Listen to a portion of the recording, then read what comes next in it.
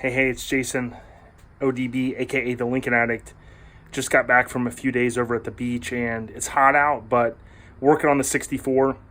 So, literally make a list and kind of knock off what you can through the days, weeks, months, whatever.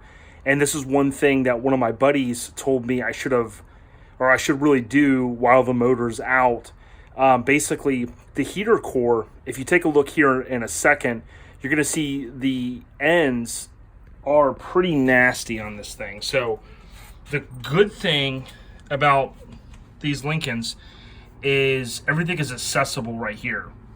Right, in some cars you got to take the dash out. I think the town cars, Blair said, are like that, and a lot of the newer cars. But in this guy, one of my buddies asked me, I was talking to him one night out in Arizona, Ruben.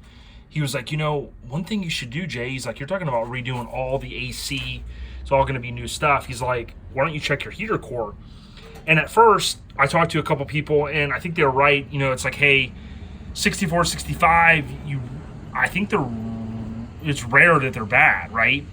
From what I understand. But it's like, look, while the motor's out and I have all this room, why not take out 1, 2, 3, 4. Well, let me go around here. Sorry, 1, 2.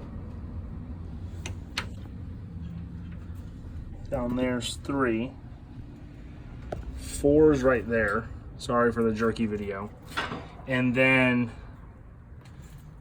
this one I already mentioned. I did take this one out, but I suspect you don't have to, because where this is at, these, I haven't taken this off yet for the first time, but these literally are 5/16, and they were hand tight. You could just take these things right out with this, of course, just with the little extension on it.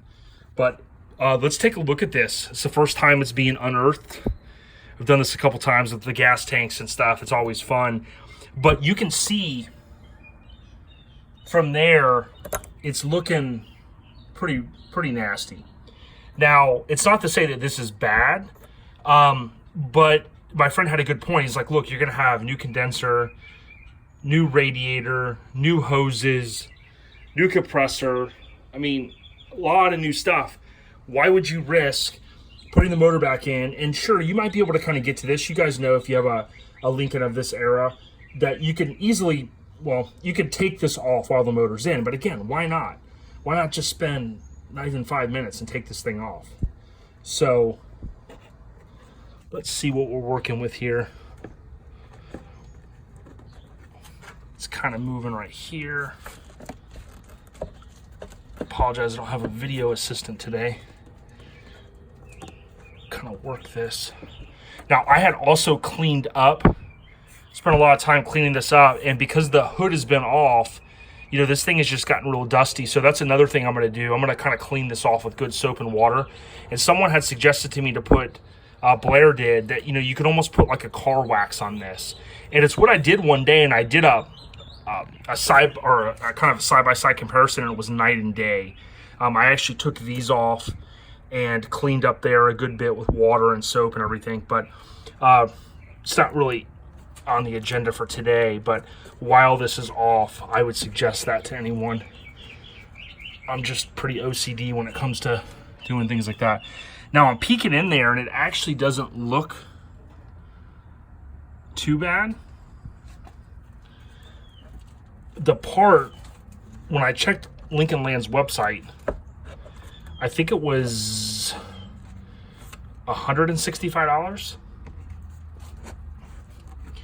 And, it just comes down to how bad is it? Is it fine and worth? Oops. You can kind of see, just doing it with one hand, took me an extra minute there. But obviously this has been on here 55 years. I'm guessing no one's ever taken it off. And here you go. So the neat, clean freak I am, I'm gonna wanna clean all that up. I mean, obviously that's just gonna take a second with some soap and water, vacuum it out kind of in the beginning, hose it off, whatever you want to do. And then it gives you easier access there to clean all that up. So cleanup, just for the cleanup aspect is worth it, I think. But then here you go.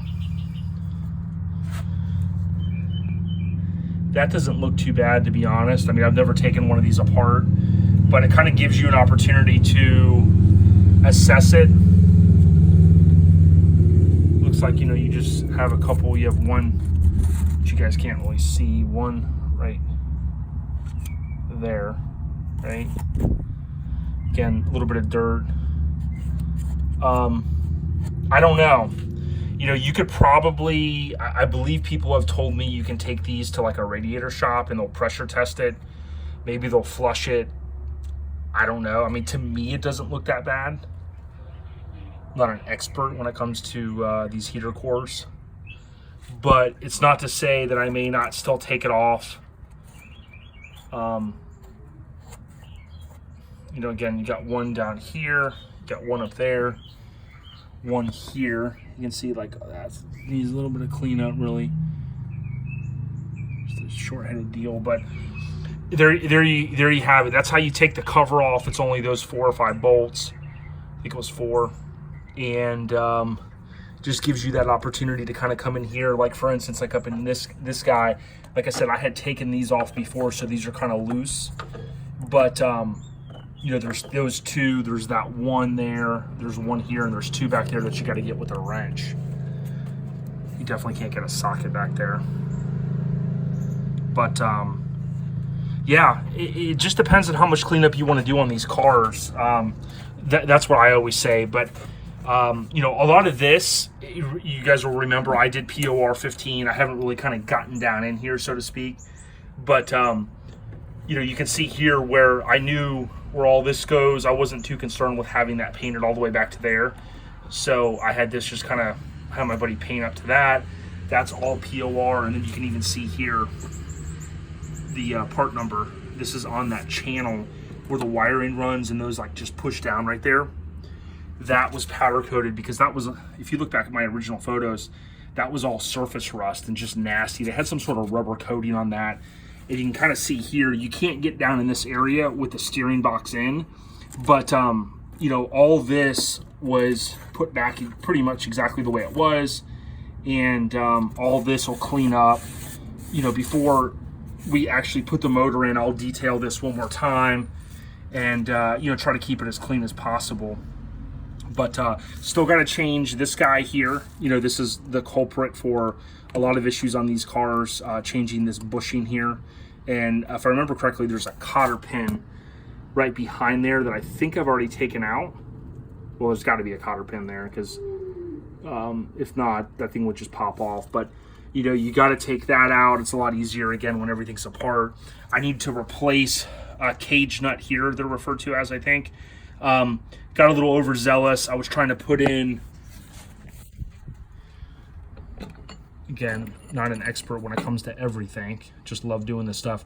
Tried to replace it with these guys, stainless, and you can see that's probably one reason why they make that bolt the way they do, because it allows you to kind of thread in. But when I started getting on it that day, it was a little too much for it. So I'm probably going to clean up on the wire wheel, the original, and then paint those black. A little bit of overspray here, which I was not concerned about. Again, you're not even going to see all this stuff. And when my buddy painted this, I wanted him to kind of just blow this in the way it was. Again, I'm not going for a showroom restoration. I'm going for a clean driver with no issues. But the last thing I'll say is, I know some of you guys have been waiting on the vacuum harness. These guys are all, for the most part, I think, put back where they need to be, thanks to Blair Farmer. But I will tell you that I had left some of these in here when I took him the harness. So it does get a little confusing, but Blair, he knows the stuff like the back of his hand. He's going to come out, and then we'll kind of go through and tell everyone where every piece goes. Well, I'll make a diagram. But that's it, guys. Appreciate you watching. Take care.